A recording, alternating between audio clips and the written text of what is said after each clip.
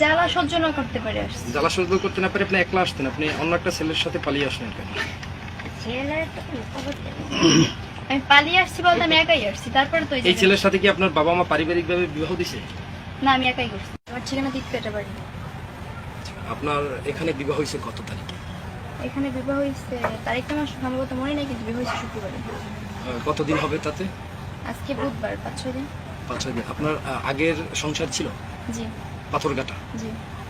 ওই স্বামীর নাম কি? আবুল। ওনার সাথে আপনার ডিভোর্স হয়েছে? জি, কতদিন? শুক্রবারই ডিভোর্স হয়েছে। শুক্রবারে ডিভোর্স, শুক্রবারে বিবাহ। জি। আপনি আপনার বয়স কত?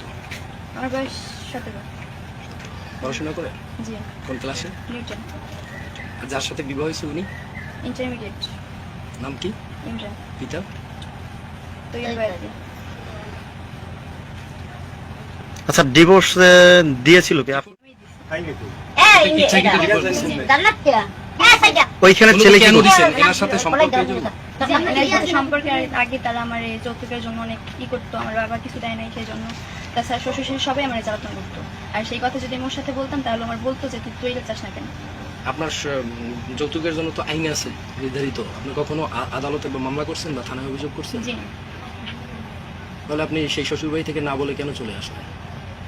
আমি জ্বালা সহ্য না করতে পারে আসছি। জ্বালা সহ্য করতে না পারে আপনি একলা আসতেন, আপনি অন্য একটা ছেলের সাথে পালিয়ে আসলেন কেন?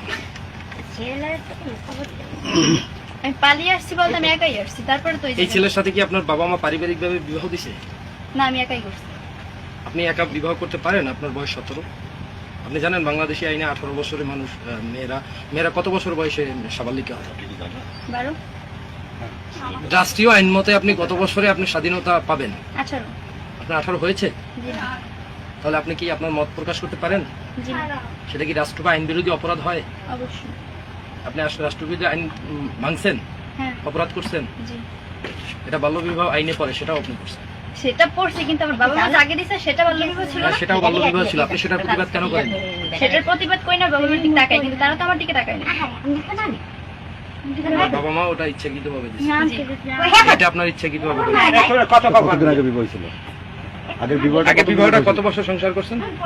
সংসার বলতে তার সাথে আমার দেখাই হয়নি। সে বাইরে থাকে, আর 2 বছর হয়েছে বিবাহ হয়েছে। আগে যে যৌতুকের জন্য আপনার স্বামী জ্বালাতন করতো, স্বামী আর কি তার বাপ মারে বলছে, আমার কি আর কি অত্যাচার করছে। সে তো বাইরে থাকে, তার সাথে আপনার দেখাই হয় নাই। কিভাবে আপনি তার কাছে বলতেন? ফোনের মাধ্যমে বলতাম, বিয়ে হয়েছে ফোনে। তার সাথে কি কোনো ঘর সংসার হয়েছে? কোনো সংসার হয় নাই? না। মানে বাইরে থাকা অবস্থায় বিয়ে বৈশা নিয়ে গেছে আপনার তার শ্বশুর শাশুড়ি? হ্যাঁ। আপনার ওই শ্বশুর শাশুড়ি? জি। ছেলে ছিল না? না। আর ছেলে কোনোদিন আসেও নাই? না। বিয়েটা কি ফোনের মাধ্যমে ছিল? হ্যাঁ। কোর্টে উকিলের মাধ্যমে হয়েছে। কাজী ছিল, কিন্তু তারা তো আমি চিনি না, কিন্তু কাজী ছিল। কোথায় বসে হয়েছে এটা? জাস্ট কোর্টে। কোর্ট তো বন্ধ, কিন্তু কিভাবে হইলো? জি না, কোর্ট খোলা গেছে। কোর্ট খোলা আছে? শুক্রবার খোলা থাকে? শুক্রবার না, সরি শনিবার। শনিবারে তো খোলা থাকে না। শনিবারে বন্ধ থাকে। ও সরি, রবিবারে বিবাহ হয়েছে। আমি শুক্রবারে আসছি। রবিবার দিন বিবাহ হয়েছে কোর্টে, পটুয়াখালী কোর্টে বসে আপনাদের বিবাহ কার্য সম্পন্ন হয়েছে, তাই তো? স্থানীয় কে কে ছিলেন? নোটারি? আমি তাদের চিনি না, আমার হাজবেন্ডের বন্ধু ছিল। এই গার্ডিয়ান আমার ননদ অসুস্থ, সেই জায়গায় ছিল। আপনার ননদের নামটা কি? তুমি গেল কই? আপনি ছিলেন? পরে কেন না? বিয়েটাই ছিল। আপনার শ্বশুরের ছিল বিবাহের সময়? মানে বিবাহের সময় কে কে ছিল? উকিল কে ছিল? এর নাম তো আর আমি জানি না। ওখানে আপনার কাগজ দিছে? হ্যাঁ, কাগজ। নোটারির কাগজগুলো আছে আপনার কাছে? বাবা আপনার কাছে আছে? আপনাদের ওইখানে থানায় আপনার নামে কোনো জিডি বা মামলা হয়েছে কিনা? না, আমি সেটা জানি না। আপনি আসছেন কবে, কয়দিন হয়েছে? শুক্রবারে আসছি।